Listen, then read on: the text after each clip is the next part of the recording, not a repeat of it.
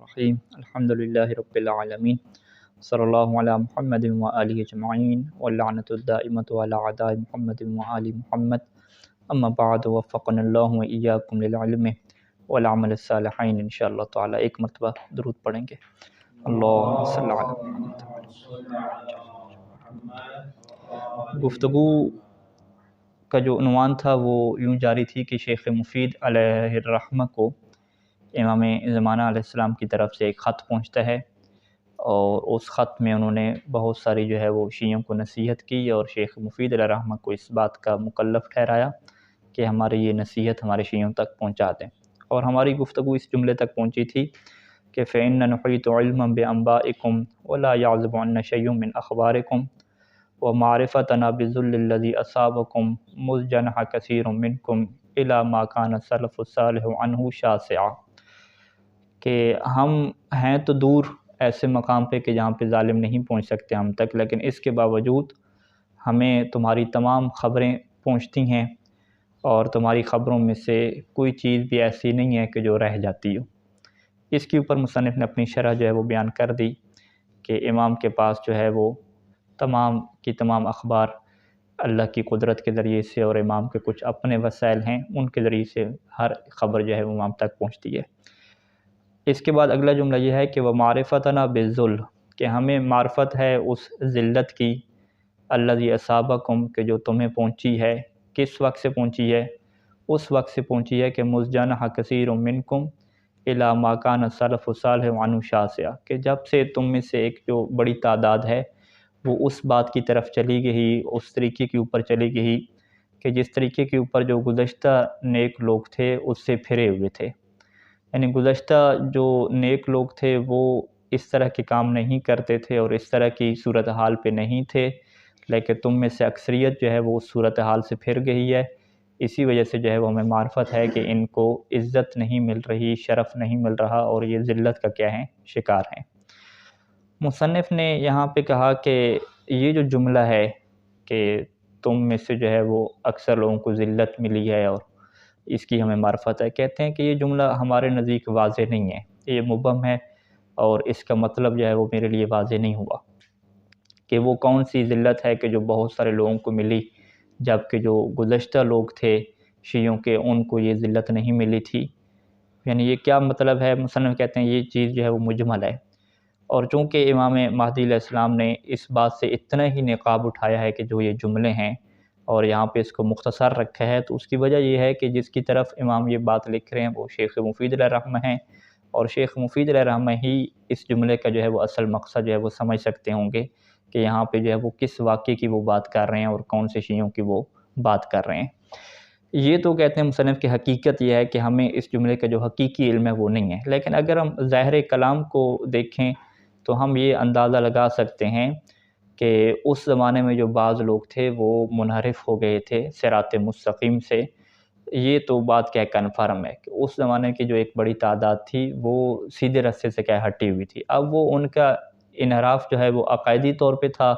کہ ان کے عقائد خراب ہو رہے تھے، یا سلوکی اور عمل کے اعتبار سے تھا کہ وہ بد عمل ہو چکے تھے، اسی وجہ سے جو ہے وہ انہیں عزت جو ہے وہ نہیں ملی، کیونکہ اللہ عزت جو ہے وہ صاحبان اطاعت کو دیتا ہے۔ تو یہ جو ہے وہ کنفرم نہیں ہے۔ بہرحال اتنا ہمیں یہ ظاہر ہوتا ہے کہ بہت سارے لوگ جو اس زمانے کے تھے وہ عملی اعتبار سے یا عقیدتی اعتبار سے کیا درست نہیں تھے۔ اور اس کے بعد دوبارہ واو عطف لگائی اور اس چیز کو مزید یوں بیان فرمایا امام زمانہ علیہ السلام نے کہ وَنَبَذُ الْعَهْدَ الْمَأْخُوذَ وَرَاءَ ظُهُورِهِمْ كَأَنَّهُمْ لَا يَعْلَمُونَ، کہ انہوں نے جو ہے وہ اس وعدے کو بھی جو ہے وہ ختم کر دیا کہ جو ان سے لیا گیا تھا، تو گویا کہ وہ لوگ اس بات کا شعور ہی نہیں رکھتے کہ وہ ایک عہد کو بھی کیا ہے توڑ چکے ہیں۔ اور یہاں پر مصنف کہتے ہیں کہ یہ عہد ماخوذ کو توڑنے کا کیا مطلب ہے، اس کا بالضبط اور دقیق طریقے سے ہم معنی نہیں جان سکتے، لیکن ظاہری طور پہ اس کا یہی معنی ہے کہ بعض لوگ جو تھے وہ اس طرح ہوا کہ جب غیبت کبریٰ واقعہ ہو گئی اور شیعوں کا امام زمانہ علیہ السلام سے ایک رابطہ ٹوٹ گیا، تو وہ ان کے دل میں کیا ہے اس بات کا شک پیدا ہو گیا کہ اب امام زمانہ علیہ السلام موجود بھی ہیں یا موجود نہیں ہیں۔ اور اس کی وجہ بھی یہی بنی کہ اس زمانے کی جو ظالم حکومتوں تھیں ان کی طرف سے عباسی اور اموی دیگر حکومتوں کی وجہ سے جب شیعوں کا جو ہے وہ دائرہ تنگ ہونے لگا اور مشاکل کا وہ شکار ہو گئے، تو بہت سارے لوگوں نے جو ہے وہ یہ تصور کرنا شروع کر دیا کہ بھی اگر ہمارے امام زمانہ یہاں پہ موجود ہوتے تو ہمیں یہ جو ہے وہ مشکلات پیش نہ آتی. تو اس طرح کے ان کے دل میں شک پیدا ہو گیا کہ پتہ نہیں امام جو ہے وہ کیوں غائب ہو گئے اور ہمیں کیا مشکل میں ڈال دیا اور یہ سارے کیا نظام کیوں ہو گئے. تو امام علیہ السلام نے جو ہے وہ یہاں پہ ذکر کیا کہ ان کی جو ذلت کا سبب ہے وہ یہی ہے کہ وہ جو عہد تھا کہ انہوں نے جو ہے وہ اپنے عقیدے کے اوپر باقی رہنا تھا، یقین کے اوپر باقی رہنا تھا، اس کو انہوں نے جو ہے وہ ختم کر دیا. اب ان کی یقین کی کیفیت جو ہے وہ ویسی نہیں رہی کہ جیسے امام جو ہے وہ ان کے درمیان موجود ہوتے تھے. تو اسی وجہ سے جو ہے وہ ان کو یہ جو ذلت کا سامنا کرنا پڑ رہا ہے، جو مشکلات پیش آ رہی ہیں، اس کے پیچھے کیا ہے، یہی وجہ ہے. لیکن اس کے بعد دوبارہ امام نے جو ہے وہ یہ جملہ لکھا اس کے فوراً بعد ہی کہ اس کے باوجود بھی جو ہے وہ ہم تمہیں اپنی دعاؤں میں کیا شامل رکھے ہوئے ہیں کہ ان غیر محملین لمراعاتکم ولا ناسین لذکرکم ولولا ذالک لنزل بکم اللأواء وسلمکم الاعداء، کہ ہم جو ہے وہ تمہاری رعایت کو اور تمہارے خیال سے جو ہے وہ غافل نہیں ہیں، پھر بھی ہم تمہارا جو ہے وہ خیال رکھ رہے ہیں، تمہاری حفاظت کر رہے ہیں. اور ولا ناسین لذکرکم، اور تمہاری یاد کو ابھی تک بھولے نہیں ہیں، ہم جو ہے وہ تمہیں ہمیشہ یاد کرتے ہیں. اور پھر امام فرمایا کہ اگر یہ نہ ہوتا کہ ہم جو ہے وہ تمہاری حفاظت نہ کرتے اور تمہیں یاد نہ کرتے تو پھر ہوتا کیا، لنازل بکم الاعوا، تو تمہاری اوپر مصیبتیں کیا ٹوٹ پڑتیں، اور وسلمکم الاعداء، اور دشمن تمہیں جو ہے وہ جڑ سے کیا ہے اکھیڑ پھینکتے، تمہارا نام و نشان تک بھی باقی نہ رہتا. تو اگر تمہارا نام و نشان باقی ہے اتنی مشکلات کے باوجود، تو اس کے پیچھے یہی وجہ ہے کہ ہم تمہاری جو ہے وہ خصوصی خیال رکھ رہے ہیں اور تمہیں ہمیشہ جو ہے وہ یاد کر رہے ہیں، یعنی ہمیشہ دعائیں ہمارے ساتھ ہیں اور دیگر جو طریقے ہیں خیال رکھنے کے. یعنی یہاں پہ مصنف یوں اس جملے کی شرح کرتے ہیں کہ اگر امام زمانہ علیہ السلام اپنے شیعوں کی حفاظت نہ کرتے وَدُعَاؤُهُ لَهُمْ، اور ان کے لیے ہمیشہ دعا نہ فرماتے، تو تمام کے تمام معاملات شیعوں کے اوپر مشکل ہو جاتے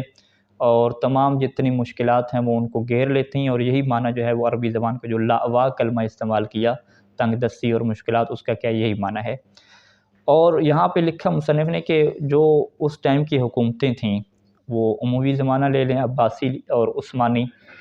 یا اس کے علاوہ باقی بھی، وہ خصوصی طور پہ شیعوں کے ساتھ جو ہے وہ ایک جنگ کی جو ہے وہ حالت میں ہوتی تھیں اور ہمیشہ جو ہے وہ ان کے ساتھ زیادتی ہوتی تھی، ان کے اوپر کیا ہے ظلم کیا جاتا تھا. تو اس طرح کے حالات تھے کہ اس زمانے کی جو پوری حکومتی مشینری ہوتی تھی وہ ساری کی ساری شیعوں کے خلاف ہوتی تھی. تو یہاں پہ واضح طور پہ یہ بنتا ہے کہ شیعوں کا کوئی نام و نشان کیا ہے نہ رہ جائے، یعنی اتنا ان کے ساتھ کیا ہے سلوک جو ہے وہ غیر انسانی بھی کیا کیا جاتا تھا. تو یہاں پہ جو ہے وہ حالات تو ایسے ہی بن رہے تھے کہ جب شیعوں کی تھوڑی تعداد ہے، ساری کی ساری حکومتیں ان کے خلاف ہیں، تو ان کے کوئی حالات باقی نہ رہتے. لیکن یہ اگر حالات ان کے باقی ہیں اور وہ لوگ اپنے آپ کو اور اپنے عقائد کو لے کے چل رہے ہیں، تو یہ ساری پیچھے وجہ جو ہے وہ ائمہ طاہرین علیہ السلام کی دعائیں اور امام مہدی علیہ السلام کی جو خصوصی رعایت اور حفاظت اور ان کی دعائیں کیا شامل ہیں. اور یہی معنی امام کے اس جملے کا ہے کہ استعلمکم الاعداء، کہ دشمن جو ہے وہ تمہیں جڑ سے اکھیڑ پھینکتے کہ اگر جو ہے وہ ہماری دعائیں تمہارے شامل حال نہ ہوتی. تو خلاصہ قول مصنف نے یہ لکھا یہاں پہ کہ امام زمانہ جو ہے وہ شیعوں کی جو ہے وہ حفاظت کرتے ہیں. اب وہ حفاظت کون سے طریقوں سے کرتے ہیں؟ وہ دو طریقے ہو سکتے ہیں. ایک جو ہے وہ قدرت مادی بھی ہو سکتی ہے، جو مادی ان کے سیٹ اپ اور طریقے ہیں کہ وہ رہنمائی کرتے ہیں، پلان کرتے ہیں کہ ان کو کس طرف لے کر جانا ہے. اور اس کے علاوہ جو ایسے طریقے بھی ہو سکتے ہیں کہ جو مادی نہ ہوں، ٹھیک ہے، جو ماورا کیا ہے حصے جو ہے وہ ماورا طریقے ہیں وہ بھی کیا ہو سکتے ہیں. تو اس کا مطلب یہ ہے کہ امام جب غیبت میں ہے تو پھر بھی ان کا لطف اور کرم یہ مکمل کیا ہے شیعوں کے اوپر جاری ہے. اور یہاں مصنف نے یاد کیا ہے خواجہ نصیر الدین طوسی، جو ایک عظیم جو ہے وہ فلسفی ہیں، ان کے اس قول کو جو مشہور قول ہے کہ وہ یہ فرمایا کرتے تھے کہ وجودہ لطف و تصرفہ لطف آخر، کہ امام کا خود وجود بھی لطف ہے اور وجود سے ہٹ کے جو امام کام کر رہے ہیں شیعوں کی حفاظت کے لیے، یہ بھی کیا ہے ایک اور دیگر کیا ہے ان کی لطف اور مہربانی ہے. اور یہاں پہ مصنف کہہ رہے ہیں کہ ہم ایک باقاعدہ آگے ایک فصل بنانے والے ہیں اور وہاں پہ ہم آپ کو بہت سارے ایسے واقعات بتائیں گے کہ کس طریقے سے جو ہے وہ امام مہدی علیہ السلام نے اپنے شیعوں کی حفاظت فرمائی ہے اور کس طریقے سے جو ہے وہ ان کی دیکھ بھال جو ہے وہ کی ہے. تو ان واقعات سے آپ جو ہے وہ بخوبی اندازہ لگا لیں گے کہ امام جو ہے وہ باقاعدہ اپنی ذمہ داری ہے شیعوں کی حفاظت کے لیے اور نظام ہدایت کو باقی رکھنے کے لیے، اس کو جو ہے وہ انجام دے رہے ہیں. اور اس کے علاوہ جو ہے مصنف یہ کہتے ہیں کہ ہمیں اس بات سے جو ہے وہ غافل نہیں رہنا چاہیے کہ امام مہدی علیہ السلام اگر حفاظت کرتے ہیں اور دعائیں کرتے ہیں تو وہ انہی شیعوں کے لیے کرتے ہیں کہ جو شیعہ صحیح خط کے اوپر اور صحیح لائن کے اوپر کہیں باقی ہیں. لیکن اگر ایک شیعہ جو ہے وہ عقائدی اعتبار سے یا عمل کے اعتبار سے وہ منحرف ہو جاتا ہے تو پھر جو امام کی اس کو یاد کرنا ہے اور اس کی کے لیے دعا کرنا ہے تو یہ سسٹم کیا ہے پھر تھوڑا ہوتا جاتا ہے. اور بعض وقت ایسا بھی ہو جاتا ہے کہ انسان اس مرحلے پہ پہنچ جاتا ہے بد عملی کے اور بد عقیدتی کے کہ پھر امام علیہ السلام کی جو دعائیں ہیں اور ان کی حفاظت کیا ہے اس کو شامل نہیں ہوتی. اور یہاں پہ مصنف نے ذکر کیا خمارین، قمارین، زنائین کہ یہ جو شرابی لوگ ہیں، جوا کھیلنے والے، نشہ کرنے والے، چرسی اور بنگی لوگ، فاسق فاجر لوگ، ان کی جو ہے وہ امام علیہ السلام جو ہے وہ ان کی جو رعایت ہے اور دعائیں ہیں ایسے لوگوں کو امام علیہ السلام کی کیا شامل نہیں ہیں. اور امام علیہ السلام ایسے لوگوں کی کوئی پرواہ ہی نہیں کرتے کہ جو اس طریقے سے جو ہے وہ بد عمل لوگ ہو گئے ہیں کہ جنہیں اسلام کی جو ہے وہ اقدار اور بنیادی چیزوں کا جو ہے وہ علم نہیں ہے اور اس کے اوپر بھی وہ کیا ہے عمل نہیں کر رہے، بلکہ یہ لوگ جو ہے وہ در حقیقت مصنف کے الفاظ کے مطابق دین کو جو ہے وہ کمزور کرنے والے لوگ ہیں. تو امام علیہ السلام جو ہے وہ ان کی پرواہ نہیں کرتے، ان کے لیے دعا نہیں کرتے. اس کی وجہ یہ ہے کہ یہ جو ہے وہ فقط نام کے کیا ہیں شیعہ ہیں، باقی عقائد اور کردار کے اعتبار سے کیا شیعہ نہیں ہیں. تو اسی وجہ سے یہ جب امام نے فرمایا کہ ہم جو ہے وہ تمہیں یاد رکھتے ہیں، تمہارے لیے دعائیں کرتے ہیں، تو فوراً یہ جملہ ارشاد فرمایا کہ فاتقوا اللہ جل جلالہ وظاہرون علی انتیاشکم من فتنۃ قد انافت علیکم، کہ پس تم اللہ کا تقوی اختیار کرو، وظاہرون اور ہماری مدد کرو. ہماری کس بات کے اوپر مدد کرو کہ ہم تمہیں اس فتنہ سے نجات دلا سکیں کہ جو فتنہ تمہارے اوپر کیا ہے آ چکا ہے.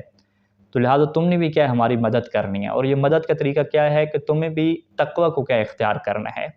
یعنی امام علیہ السلام جو ہے وہ یہ حکم دے رہے ہیں کہ تمہیں جو ہے وہ واجبات کے اوپر عمل کرنا ہے، برائیوں سے دور رہنا ہے. تو یہ تمہاری طرف سے تعاون ہوگا کہ ہم پھر تمہاری کیا کر سکیں گے، مدد کر سکیں گے. یعنی دونوں طرف سے نظام چلے گا کہ امام کہہ رہے ہیں کہ میں تمہاری حفاظت کروں گا اور تمہارے لیے دعائیں کروں گا، لیکن تم نے بھی آخر پہ کیا ہے میری مدد کرنی ہے اس سسٹم میں، اس سلسلے میں. اور وہ مدد کیسے ہوگی کہ تم کیا تقوی الہی کو کیا اختیار کرو گے. تو اسی وجہ سے جو ہے وہ امام علیہ السلام جو ہے وہ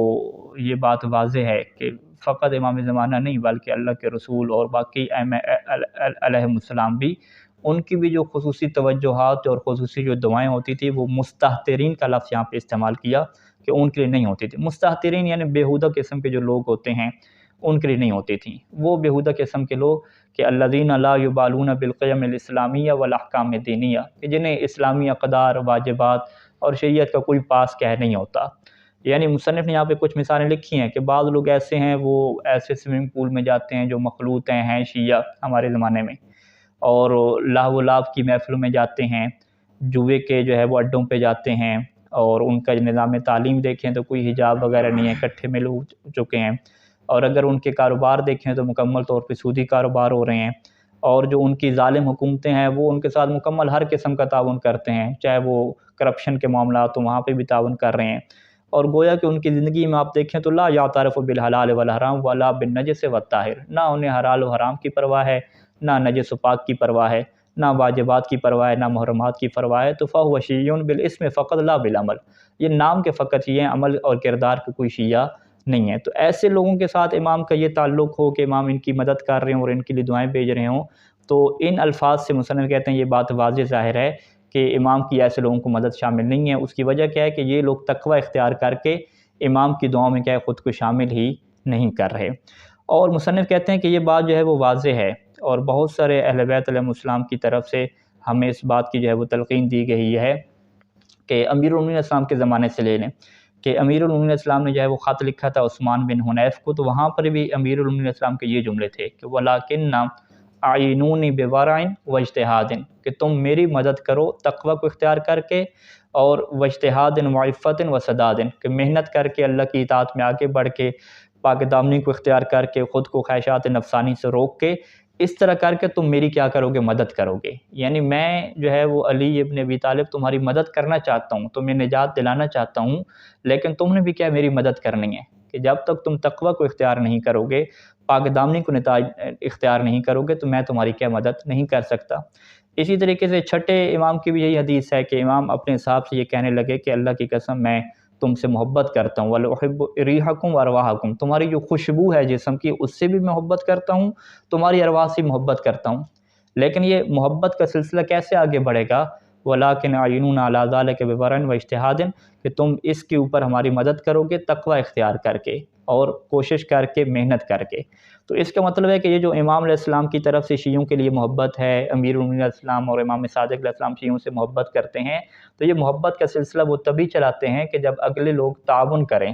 وہ کون سا تعاون کریں؟ کہ وہ خود کیا ہے تقوی کیا ہے اختیار کریں، اور تقوی اختیار کر کے جو ہے وہ امام علیہ السلام کا ساتھ دیں، تاکہ امام بھی جو ہے وہ ان کا خیال رکھ سکیں اور ان کے ساتھ جو ہے وہ آگے چل سکیں۔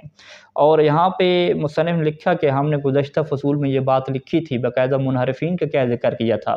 کہ جب یہ لوگ منحرف ہوئے تو یہ نہیں ہے کہ امام علیہ السلام نے ان کی ہدایت کے لیے دعا کی ہے، بلکہ سیدھا سیدھا امام کی طرف سے کیا ہے لعنتوں کے پیغام کیا نشر ہوئے ہیں، اور امام نے ان کے اوپر لعنت کی ہے۔ نہ فقط امام نے لعنت کی بلکہ امام نے وَأَمَرَ الشِّيَّعَةَ بِالْبَرَاءَةِ مِنْهُمْ، اور شیعوں کو بھی باقاعدہ حکم دیا کہ ایسے لوگوں سے کیا ہے تم برات اختیار کرو۔ تو لہٰذا مصنف نے یہاں پہ یہ نتیجہ نکالا کہ امام زمان علیہ السلام کا یہ کہنا کہ میں تمہارے ذکر کو نہیں بھولا، تمہاری یاد کو نہیں بھولا، تمہیں خیال رکھتا ہوں، پھر فوراً کہنا کہ تم نے میری اس بات کے اوپر مدد کرنی ہے تقوی الہی کو اختیار کر کے، تو یہ بات واضح ہے کہ اگر امام کی دعائیں ہیں اور امام کی جو خیال رکھنا ہے وہ فقط متقی لوگوں کے ساتھ ہے، صاحبان تقوی کے ساتھ ہے، باقی جو بیہودہ قسم کے لوگ ہیں ان سے کوئی لینا دینا نہیں ہے، بلکہ یہ بھی ممکن ہے کہ امام علیہ السلام کی طرف سے ایسے لوگوں کے اوپر لعنت بھی کیا ہے وارد ہوتی ہو، جیسا کہ گزشتہ سیرت سے بھی یہ بات کیا ہے ہمارے لیے واضح ہے۔ اور یہیں سے یہ نقطہ واضح ہو جاتا ہے کہ جو یہ سوال پوچھا جاتا ہے کہ امام زمانہ کی غیبت میں ہماری کیا ذمہ داری ہے، بہت سارے نوجوان پوچھتے ہیں کہ ہم کوئی تنظیم بنائیں، کوئی سسٹم بنائیں، تو وہ تنظیم سسٹم یہ بعد کی باتیں ہیں۔ پہلی بات جو مشکل ترین ہے کہ تنظیم کو چھوڑیں، پہلے خود کو کیا ہے تقوی کی صورت میں لے کر آئیں اور دین کا کیا پابند بنائیں، یہی بہت بڑی کیا ذمہ داری ہے۔ تو اگر اس ذمہ داری کو ہم ادا نہیں کر رہے تو چاہے آپ باقی ذمہ داریوں کو ذکر کرتے رہیں، لیکن یہ وہ ذمہ داری ہے جو امام کی نص کلام سے فقط نہ فقط یہاں پہ ہے بلکہ دیگر کیا چیزوں میں بھی کیا ہمیں ملتی ہے احادیث میں، کہ غیبت میں تمہاری سب سے جو بڑی ذمہ داری ہے وہ تقوی الہی کو کیا ہے اختیار کرنا ہے۔ خداوند کریم سے دعا ہے کہ خدا ہمیں تقوی الہی کو اختیار کرنے کی مزید توفیق اور ہمت کے عطا فرمائے۔ وصلی اللہ علی محمد و آلہ اجمعین۔